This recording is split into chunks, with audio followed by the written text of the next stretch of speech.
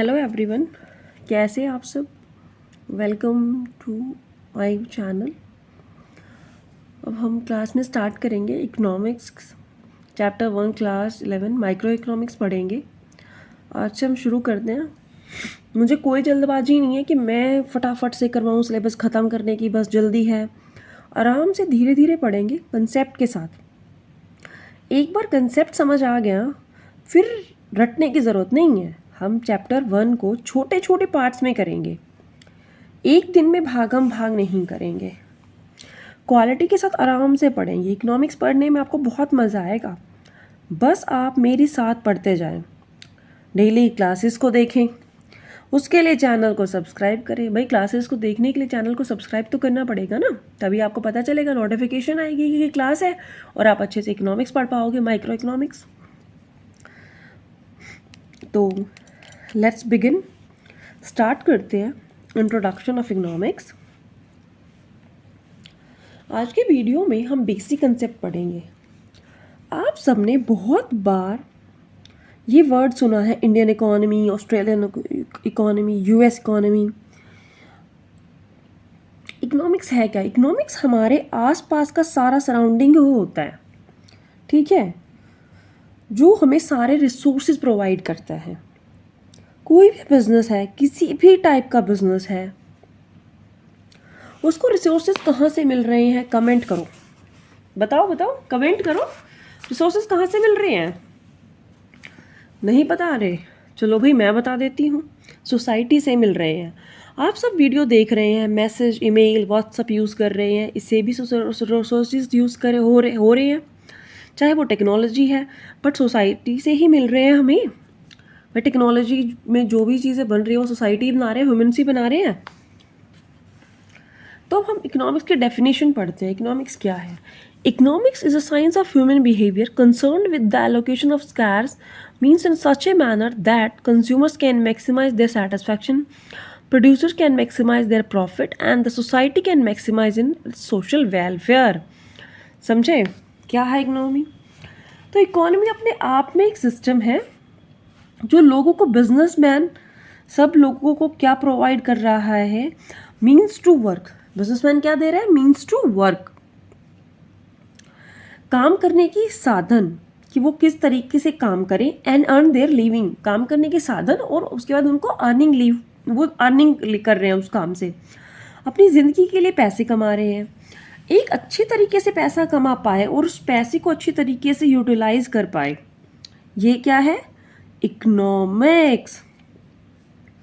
Definition दी हुई है, ये मैं TR जैन से पढ़ा रही हूँ। ऑलमोस्ट सारी बुक सेम है, ठीक है। आप लोग जो चाहे बुक फॉलो कर लें, NCERT पढ़ लें, बट मेन आपको TR जैन फॉलो करनी ही पड़ेगी, तो उससे ही आके एग्ज़ाम्स में आप अच्छे से प्रिपरेशन कर पाओगे। अब आपको इकोनॉमिक्स समझ आया? इकोनॉमिक्स क्या है? हमारे सराउंडिंग्स में लोग जो बिजनेस कर रहे हैं, उससे जो पैसा अर्न कर रहे हैं, रिसोर्सेज पैदा हो रहे हैं। उसके बाद एक इकोनॉमी में 3 वाइटल प्रोसेस होती है। इकोनॉमी में क्या होती है? 3 वाइटल प्रोसेस होती हैं।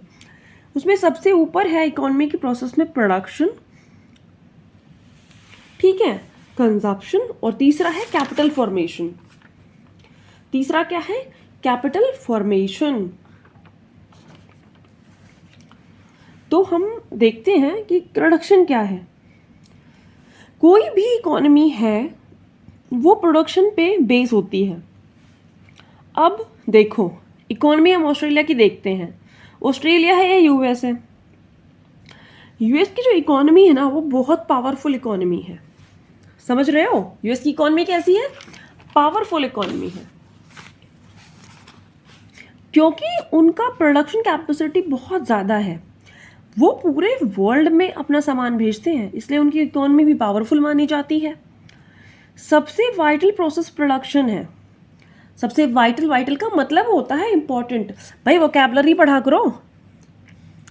मैं आप लोगों के लिए वोकैबुलरी के भी डेली सेशंस डाल रही हूँ। डेली द हिंदू की वोकैबुलरी डालती हूँ मैं। वो वोकैबुलरी अगर आप डेली करते जाओगे तो आपके सारे सब्जेक्ट्स अच्छे होंगे, पर सबसे अच्छा होगा इकोनॉमिक्स का सब्जेक्ट। समझ रहे हो? क्योंकि इसमें आगे जाके ऐसे बहुत सारे वर्ड्स आएंगे जिनको आपको समझने की ज़रूरत होगी, और इंग्लिश में तो आपको ज़रूरत है ही पढ़ने की, वोकैबलरी उसी पे बेस्ड है भाई। आपका आरसी कैसे करोगे, है ना, समझ रहे हो। चलो आगे बढ़ते हैं। अगर प्रोडक्शन अच्छा है, चाहे वो गुड्स का हो या सर्विसेज का, तो वो इकोनॉमी हर एक इकोनॉमी के साथ जुड़ी हुई होगी और काफ़ी पैसा कमाएगी और स्ट्रॉन्ग बन जाएगी। तो समझ गए, सबसे इम्पॉर्टेंट होता है प्रोडक्शन, दूसरा है कंजप्शन, कि हम लोग किस तरीके से कंज्यूम करते हैं चीज़ों को और उससे कैसे रिसोर्सेज को यूज़ करते हैं, यूटिलाइज कैसे करते हैं। कैपिटल फॉर्मेशन, इन्वेस्टमेंट, इसको हम इन्वेस्टमेंट भी बोल सकते हैं। इन्वेस्टमेंट को कहो, कैपिटल फॉर्मेशन कहो, एक ही बात है। इट मीन्स इकोनॉमी में किस तरीके से और कहाँ पैसे को इन्वेस्ट किया गया है, पैसा लगाया गया है, किस तरीके से इंफ्रास्ट्रक्चर डेवलप किया गया है, सारी चीज़ें डिपेंड करती है हमारी कैपिटल फॉर्मेशन पे। तो आप ये नोट डाउन कर लो, 3 vital process of economy: production, consumption, capital formation and investment. सभी बुक्स में अलग अलग थोड़ा सा दिया हुआ है, पर मैं आपको डी आर जैन से पढ़ा रही हूँ। ये वाला कंसेप्ट भी इंपॉर्टेंट है, आपको समझने की ज़रूरत है। तो कंजप्शन में हम क्या करते हैं कि चीज़ों को यूटिलाइज कैसे करते हैं ना, अब हम कंजप्शन पढ़ रहे हैं। कैपिटल फॉर्मेशन और इन्वेस्टमेंट, इसको हम इन्वेस्टमेंट भी बोल सकते हैं। इन्वेस्टमेंट कहो या कैपिटल फॉर्मेशन, एक ही बात होती है। इट मीन्स इकोनॉमी में किस तरीके से और कहाँ पैसे को इन्वेस्ट किया गया है, पैसा लगाया कहाँ गया है, किस तरीके से इंफ्रास्ट्रक्चर डेवलप किया गया है, सारी चीज़ें डिपेंड करती है हमारी कैपिटल फॉर्मेशन पे। तो ये 3 वाइटल इंपॉर्टेंट प्रोसेस है इकोनॉमी के, जो मैंने आपको लिख भी दिए, इनको नोट डाउन कर लो प्लीज़, स्क्रीनशॉट ले लेना, जैसा आपको अच्छा लगे वैसा कर सकते हो। Production, consumption and capital formation. भाई सब्सक्राइब कर दो चैनल को, तभी तो नेक्स्ट क्लास का पता चलेगा। अब हम रेगुलर करेंगे इकोनॉमिक्स, 11th की इकोनॉमिक्स, 12th की इकोनॉमिक्स, बिजनेस स्टडीज़ की क्लासेस आने वाली है जल्दी, 11, 12 दोनों के लिए अकाउंट्स आने वाला है, सभी सब्जेक्ट्स आने वाले हैं।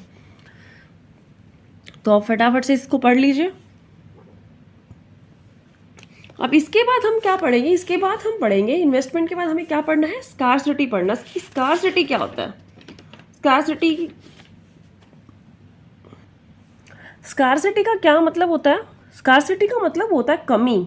सबसे पहले मीनिंग पता होना चाहिए, तभी मैंने कहा था ना मेरी वोकैब की क्लासेस अटेंड करो डेली, आपको वोकैब में बहुत हेल्पफुल रहेगी वो क्लासेस।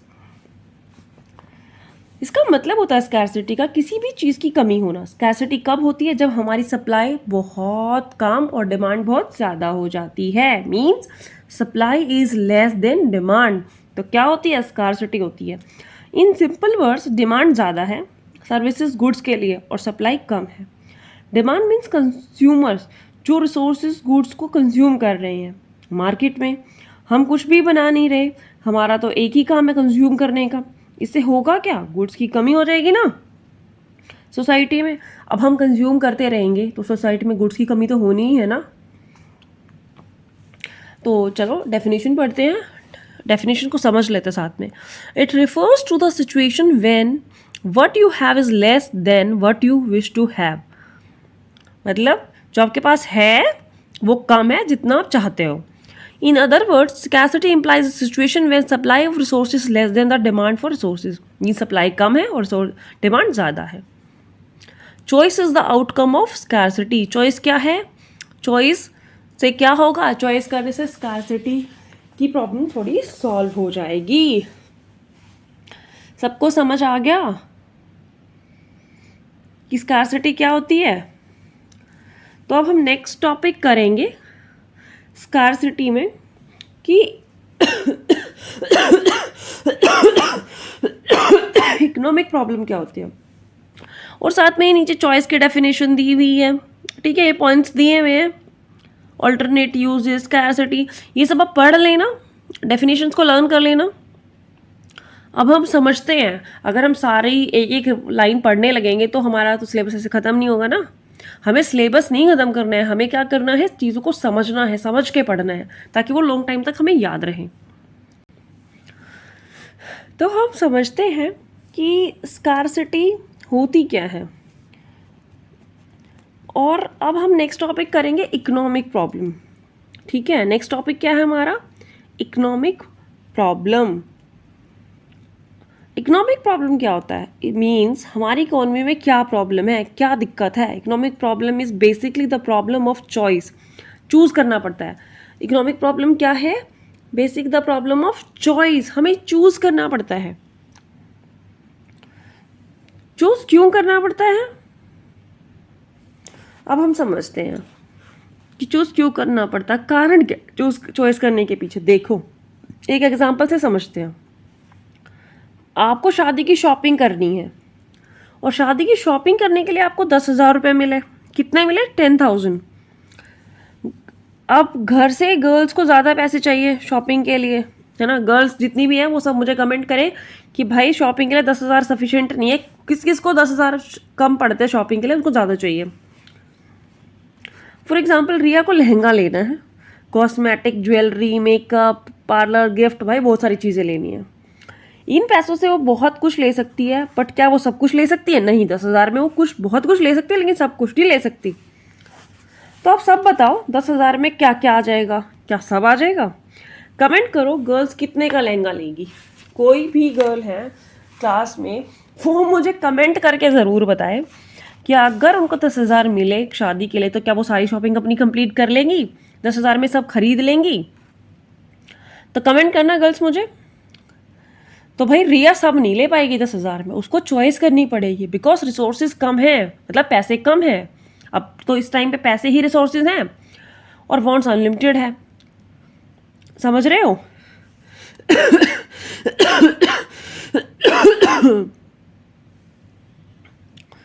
तो इसका क्या मतलब है? Resources are scarce in relation to human wants. हमने अपने रिसोर्सेज को इस तरीके से यूज़ करना होता है, तो हमें ये बात समझनी होगी कि अपने रिसोर्सेज को ऐसे यूज़ करना होता है कि हमें मैक्सिमम सेटिस्फैक्शन मिले। रिया को 10,000 से वो सब लेना चाहिए जो उसको ज़्यादा अच्छा लगे। इकोनॉमिक प्रॉब्लम बेसिकली प्रॉब्लम है चूज़ करने की। रिसोर्सेज अच्छे से यूज़ हो जाए और सेटिस्फैक्शन मिले, तो ये क्या है? आपका चॉइस करना है। अब रीजंस क्या है इकोनॉमिक प्रॉब्लम के लिए? भाई सबसे पहला रीजन है स्कार्सिटी ऑफ रिसोर्सेज, मतलब आपके रिसोर्सेज कम हैं, तो वो सबसे बड़ा रीज़न है इकोनॉमिक प्रॉब्लम होने का। 10,000 कम थे ना शॉपिंग के लिए, तो 50,000 मिलते तो वो सारी चीज़ें ले लेती अपनी चॉइस कर, खूब मज़े से शादी अटेंड करती।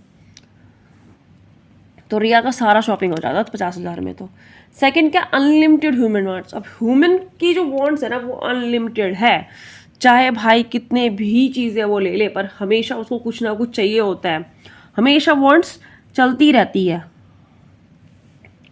ठीक है। और लास्ट में क्या है? Alternative uses. ऑल्टरनेटिव यूजेस क्या है? ये डेफिनेशन दी हुई है, बुक से पढ़ लेना आप लोग। ऑल्टरनेटिव यूज होता क्या है वो आपको समझा देती हूँ। ऑल्टरनेटिव यूज होता है कि जैसे रिया के पास 10,000 थे, उस 10,000 में से वो बेस्ट चीज़ें ले ले जिसको उसको ज़्यादा ज़रूरत है। सारी तो ले नहीं सकती, जो चीज़ें उसको ज़्यादा ज़रूरत है वो ले ले, तो वो क्या है? ऑल्टरनेट चॉइस है उसकी। और ऑल्टरनेट यूजेस क्या है? रिसोर्सेज कम है और उसके यूजेस बहुत ज़्यादा है। वही एग्जांपल रिया का कि उसने 10,000 थे लेकिन उसको इतनी सारी चीज़ें लेने, तो बहुत ज़्यादा एक चीज़ रिसोर्स के बहुत सारे अल्टरनेट यूज़ होने की वजह से वो कमी होती है। तो आज की क्लास में मैंने आपको बेसिक समझा दिया है, जिससे आप सब में अंडरस्टैंडिंग डेवलप होगी। अब आपको इकोनॉमिक्स की बेसिक अंडरस्टैंडिंग डेवलप हो जाएगी जब हम प्रॉपर तरीके से चैप्टर को करेंगे नेक्स्ट क्लास में, तो आप और अच्छे से समझ पाओगे कि भाई इकोनॉमिक्स क्या है। तो हमने क्या पढ़ा? इकोनॉमी पढ़ी, उसकी प्रोसेस पढ़ी, स्कैर्सिटी ऑफ रिसोर्सेज पढ़े, इकोनॉमिक प्रॉब्लम डिस्कस कर ली। आई होप आप सबको ये वीडियो पसंद आई होगी, है ना। भाई वीडियो तो पसंद आनी चाहिए, मैंने सारी चीज़ें बड़ी ही अच्छे तरीके से आप सबको समझाई है, तो अच्छे से समझना। मैं होप करती हूँ कि आपको वीडियो अच्छी लगी होगी, तो प्लीज़ कमेंट करें, लाइक करें, शेयर करें और सब्सक्राइब करें मेरी वीडियो को। जितना आप लाइक और शेयर करेंगे, सब्सक्राइब करेंगे, और भी बच्चों का फ़ायदा होगा, वो भी क्लास अटेंड कर पाएंगे और हम आराम से सिलेबस कंप्लीट करेंगे। ठीक है, और पूरे अच्छे मार्क्स लाएंगे क्लास में, है ना। 11th में अच्छे से पढ़ लेंगे कि भाई 12th में ज़्यादा हार्डवर्क ना करना पड़े। 11th का बेस होता है, अगर 11th बेस को अच्छा बना के चलोगे ना, तो 12th में अपने आप अच्छे से करोगे आप काम। ठीक है, तो अब चलो बाय, मिलते हैं नेक्स्ट क्लास में। Have a good day, bye bye. Please subscribe my channel.